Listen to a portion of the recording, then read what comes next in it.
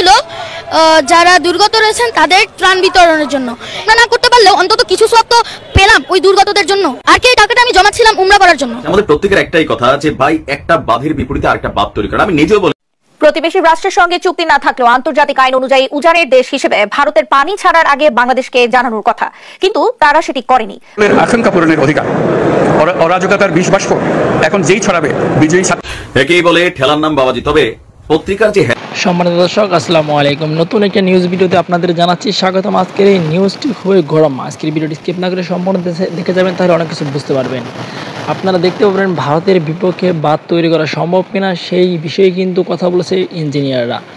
দর্শক বন্ধুরা, সম্পূর্ণ ভিডিওটি দেখলে সব কিছু দেখতে পারবেন। সেই সাথে দেখতে পারবেন বিচারপতি মানিক মিয়া কিন্তু গ্রেফতার হয়েছে এবং আটক পড়েছে ভারতে পালাতে গিয়ে। হঠাৎ কেন সে পালাতে গেল ভারতে, সে নিজের মুখে সব কিছু স্বীকার করেছে। সব কিছু দেখতে পারবেন আজকের এই ভিডিওতে। সেই সাথে প্রধান উপদেষ্টা ডক্টর ইউনূসের কিন্তু সামনে ঘোর বিপদ আসতে চলেছে। গণমাধ্যম কী বলছে সব কিছু দেখবেন আজকের এই ভিডিওতে।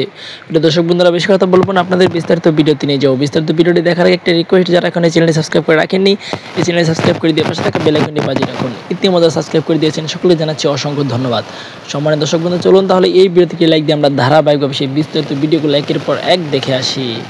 প্রবাসীদের এই মুহূর্তে সারা পৃথিবীতে ছড়িয়ে ছিটিয়ে থাকা যে প্রবাসীরা আছে, আমাদের প্রত্যেকের একটাই কথা যে ভাই একটা বাঁধের বিপরীতে আরেকটা বাঁধ তৈরি করা। আমি নিজেও বলেছি আমাদের জায়গা থেকে যতটুকু সম্ভব আমরা সাপোর্ট করব, কিন্তু আসলেই কি এই মুহূর্তে ভারতের যে ব্যারেজগুলো আছে, ফারাক্কা বাঁধ বা বিভিন্ন জায়গা আছে, সেইটার বিপরীতে নির্দিষ্ট একটা দূরত্বে এনে ভারতের বাঁধের থেকে একটু বড় বাঁধ তৈরি করলেই কি আসলে সমাধান হবে কিনা যে সমস্যাটা? দর্শক, এটা আমি আপনি যখন কথা বলছি, তবে এগুলো নিয়ে যারা কাজ করেন ব্যারেজ অথবা স্থাপত্য ইস্যুতে প্রকৌশলীরা যারা আছেন, তাদের মধ্যে যে আলোচনা আমি দেখলাম, সেখানে আলোচনার প্রথম ধাপেই সারা বাংলাদেশে যে আবহাওয়া মানে আমাদের অধিদপ্তরগুলো আছে প্রত্যেকটারে বরখাস্ত করতে হবে। আর এখানে মেশিনারিজ যেগুলো আছে অর্ধেক বিকল কাজ করে না, এগুলা ক্রয়ে যারা দুর্নীতি করেছে এদের প্রত্যেকটাকে এই ফারাক্কা বাঁধের সামনে নিয়ে পানিতে চুবাইতে হবে। এবার আসুন দেখি আসলে মানে এটার সমাধানটা কি। বা আজকে বাংলাদেশের প্রথম সারি গণমাধ্যম দৈনিক ইত্তেফাক, তারা এটা নিয়ে আপনার যে বক্তব্য আনছে যে এই মুহূর্তে আপনার কানাডার সাসকাচুয়ান বিশ্ববিদ্যালয়ে পিএইচডিতে অধ্যয়নরত আবহাওয়াবিদ যিনি একজন আছেন মোস্তফা কামাল পলাশ, তিনি বলছেন কুমিল্লা জেলার উপর দিয়ে প্রবাহিত গুমতি নদী এবং ফেনী জলার উপর দিয়ে প্রবাহিত মুহুরী নদীর উজানে ভারতের ত্রিপুরা রাজ্যে একাধিক বাঁধ বেঁধে দিয়েছে দেশটির সরকার। সেখানে আছে ব্যারেজও। এসব বাঁধ এবং ব্যারেজের কোনোটা পানি সংরক্ষণের জন্য, কোনোটা বিদ্যুৎ উৎপাদনের জন্য, আবার কোনোটা কৃষি কাজের জন্য। জুন মাসে বর্ষা মৌসুম শুরু হওয়ার ফলে আগস্টের মাঝামাঝি সময়ের মধ্যেই এসব ড্যাম এবং ব্যারেজ পরিপূর্ণ হয়ে যায়। 19 আগস্ট সকাল 9টার পর থেকে শুরু করে 20 আগস্ট 9টা পর্যন্ত 24 ঘন্টার মধ্যে ত্রিপুরা রাজ্যে যে পরিমাণ বৃষ্টিপাত হয়েছে, সেই কারণে ত্রিপুরা রাজ্যের সব ড্যামের পানি ধারণ ক্ষমতার শীর্ষে পৌঁছে যায়। এবং 20 আগস্ট রাতে হঠাৎ করে বেশিরভাগ ড্যাম এবং ব্যারেজের গেট খুলে দিয়েছে ত্রিপুরা রাজ্য কর্তৃপক্ষ, কিন্তু তারা বাংলাদেশ সরকারকে আগে তথ্য দেয়নি। এখন এই যে সিচুয়েশনটা বাঁধের বিপরীতে বাঁধের আগে, যেটা খেয়াল করতে হবে, প্রথম ধাপে করণীয় হচ্ছে কূটনৈতিক সম্পর্ক। তবে এত বছর ধরে ভারত মনে করছে কিসের এদের সাথে জবাবদিহিতা, আমাদের যখন যেটা মন চাবে আমরা এটা করব। এখন আমরা যে দাবিটা করছি প্রবাসীরা, এই ব্যাপারে তরুণ প্রকৌশলী তানভীরুল ইসলাম অমিয়, তিনি আপনার আমরা যদি দেখি পড়াশোনা করছেন পরিকল্পনাবিদ এবং স্থাপত্য শৈলীর উপরে। তার বক্তব্য হচ্ছে আমরা যে 7500 বা 7500 ফুটের যে ব্যারেজ মানে চিন্তা করছি, ভারত বাঁধ খুলে দিলে আমরা আমাদের বাঁধ দিয়ে বন্ধ করে দিব, বন্যার পানি আবার ভারত চলে যাবে। এটা শুনতে আবেগী মনে হলেও ব্যাপারটা এত সহজ না। নদীর ধর্ম হচ্ছে আপস্ট্রিম, মানে উপর থেকে নিচের দিকে যাওয়া। তাই আমরা যদি বাংলাদেশ অংশে একটা বাঁধ নির্মাণ করি, তাহলে নদীর রিভার্স দিকেই প্রবাহিত হওয়া শুরু করবে, এমন সম্ভাবনা খুবই কম। মানে আমরা যদি এখানে বাদ দিই, উল্টা পানিটা ভারতের দিকে যাবে, সেই সম্ভাবনা খুবই কম। তিনি বলছে এক্ষেত্রে দুইটা জিনিস হবে। নদী ব্যারেজের আশেপাশে যে জায়গাটা আমরা বাদ দিয়ে আটকেলাম, পুরোটা বাংলাদেশ তো বাদ দিতে পারবো না, ভারতের সাথে সীমান্ত নির্দিষ্ট একটা দিব, ওইটার আশেপাশে দিয়ে আরেকটা নদীর টানেল তৈরি হয়ে যাবে।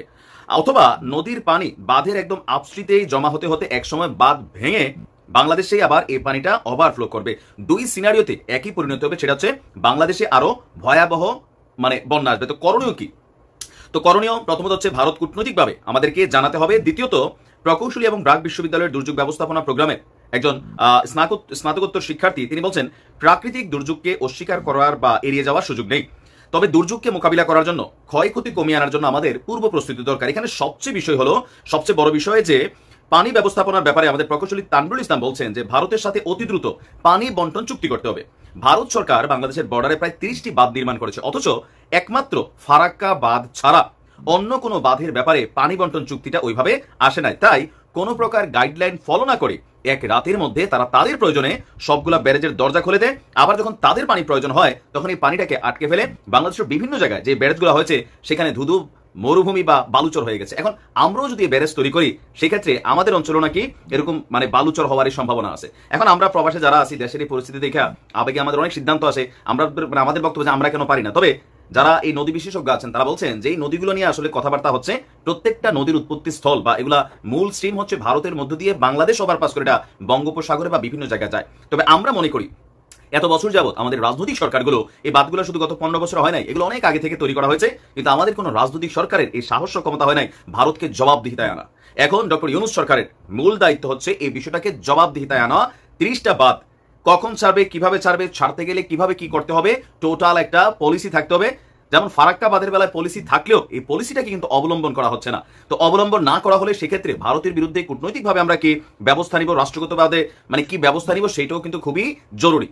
তো আমরা যেটা প্রবাসের মানুষ যারা আবেগের সিদ্ধান্ত হচ্ছি, তো আমরা চাই আমাদের যারা ইঞ্জিনিয়াররা আছেন, আমাদের যারা এগুলোর ব্যাপারে কাজ করেন, তারা বিকল্প ভাবেন যে এটা তো চুক্তি, ঠিক আছে, ভারতের সাথে সম্পর্ক ভালো থাকলে, একসময় খারাপ থাকলো, এরা ছেড়ে দিবে, আমরা কি করতে পারবো, যুদ্ধ তো আর করতে পারবো না ভারতের বিরুদ্ধে গিয়ে, প্র্যাকটিক্যাল যেটা। তো সেক্ষেত্রে আমাদের আসলে করণীয় কি, এই টানেলের বিপরীতে টানেল না হলেও পাশাপাশি আমরা কি করতে পারি যেটা দিয়া মানে কাজ করা যায়। তবে আমি ব্যক্তিগতভাবে বেশ কয়েকটা আর্টিকেল পড়ে দেখলাম আমাদের নদীর যে নাব্যতা, মানে নদীগুলোর যে গভীরতা, অনেক জায়গায় এগুলা ব্যালেন্স নাই।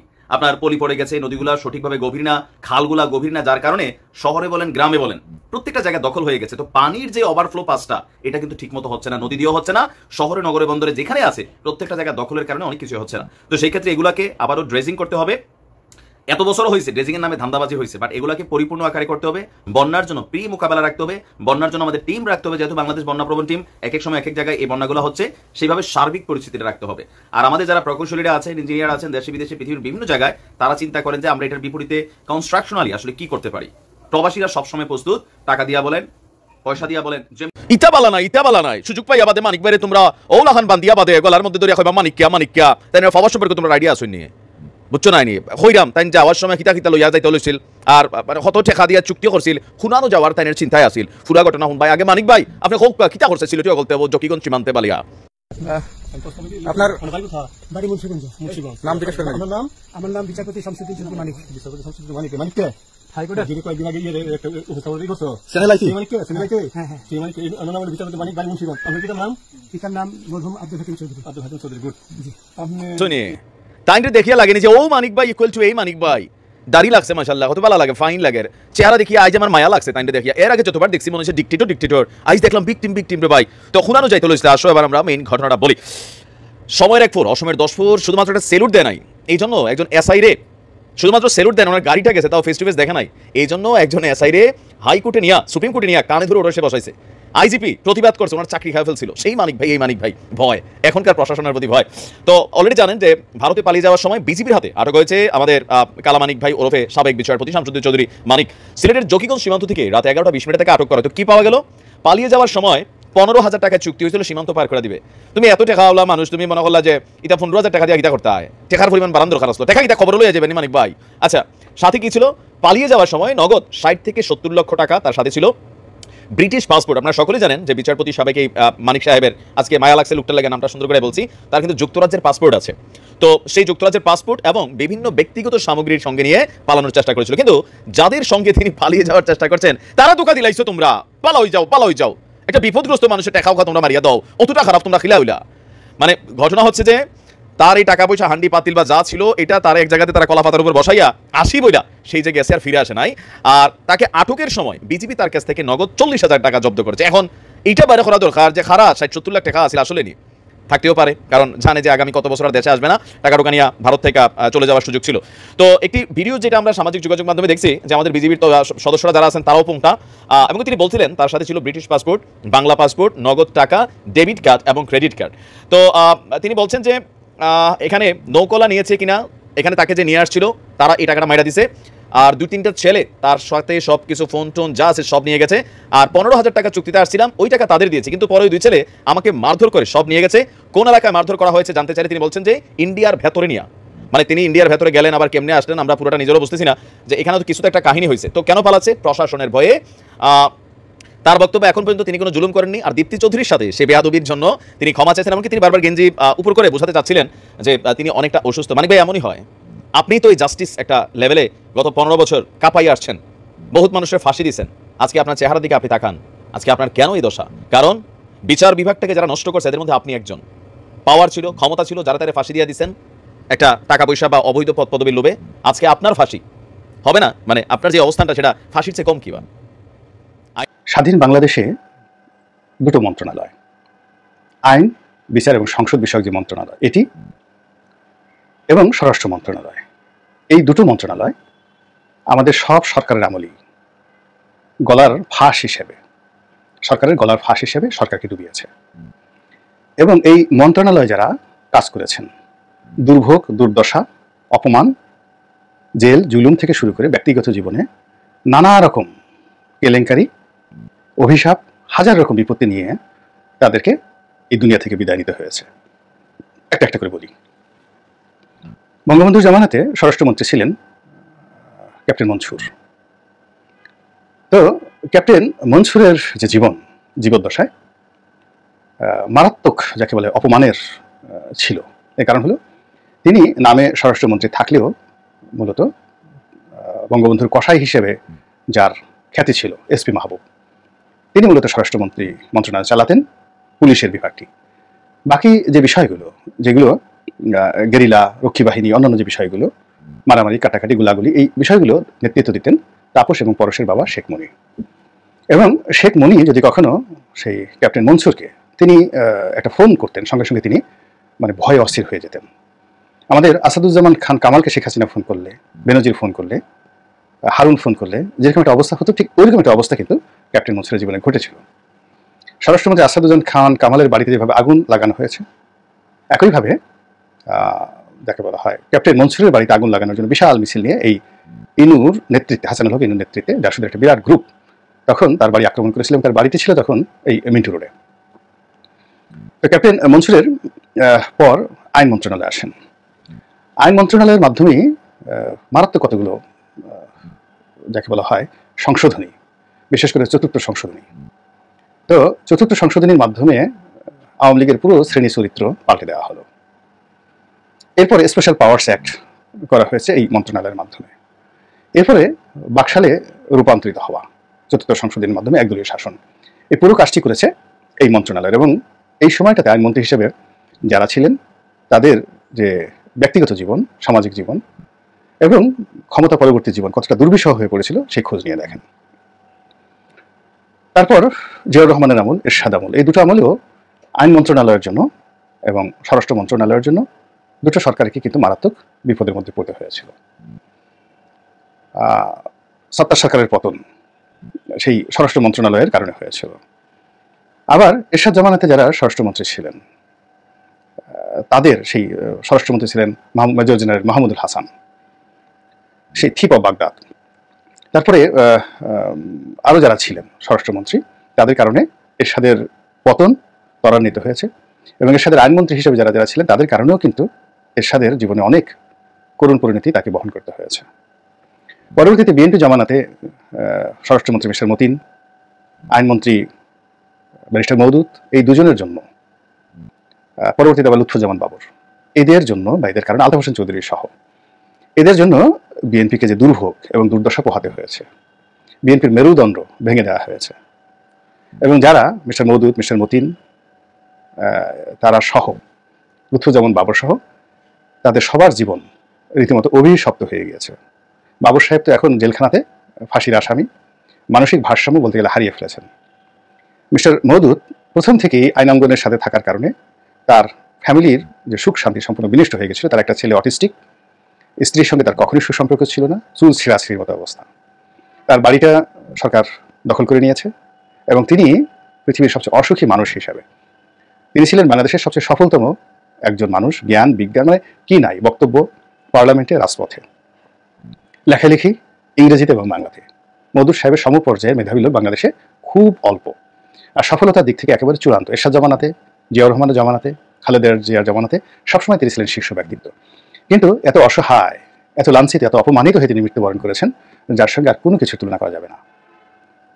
তদ্রূপ স্বরাষ্ট্রমন্ত্রী সেই যাকে বলা হয় লুৎফুজ্জামান বাবর, হিজ স্টাইল এবং তার জীবন, তার যৌবন সব কিছু শেষ হয়ে গেছে।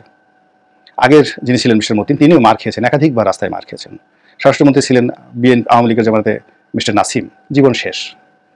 লাঞ্ছিত হয়েছেন, অপমানিত হয়েছেন, মার খেয়েছেন, জেলে গিয়েছেন এই স্বরাষ্ট্রমন্ত্রী হওয়ার কারণে।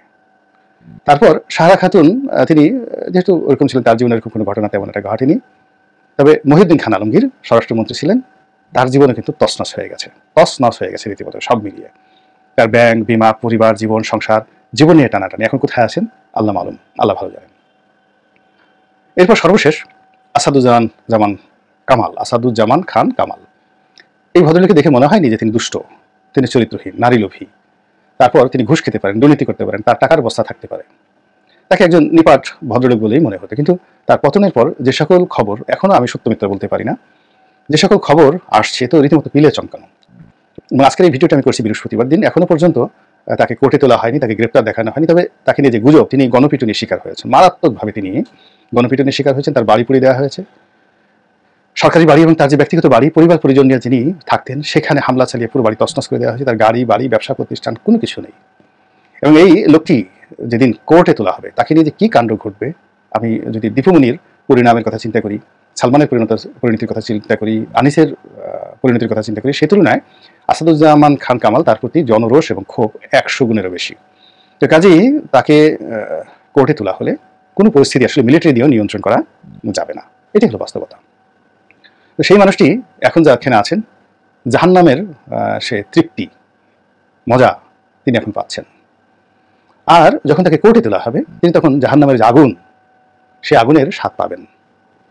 আর যখন তিনি জেলে যাবেন বা বিচারের মুখোমুখি হবেন, তার প্রতিটি জীবন পার্মানেন্টলি, যারা রোজ কিয়ামত, হাসর নসরের পর, মিজানের পর একেবারে আল্লাহর সিদ্ধান্তে যারা পার্মানেন্ট জাহান্নামে থাকবেন, তো তখন একজন জাহান্নামের যে অবস্থা হবে, ঠিক সেই রকম দুনিয়ার একটা ভার্সন এই সাবেক স্বরাষ্ট্রমন্ত্রীর জীবনে চলে আসবে। তো এই কথাগুলো বললাম এই কারণে যে এই আইনমন্ত্রীর যে চেয়ারটি এখনও আছে এবং এখানে যিনি বসেছেন ডক্টর আসিফ নজরুল, আমার ডিপার্টমেন্টের বড় ভাই, সুরিদ, অত্যন্ত ভালো সম্পর্ক।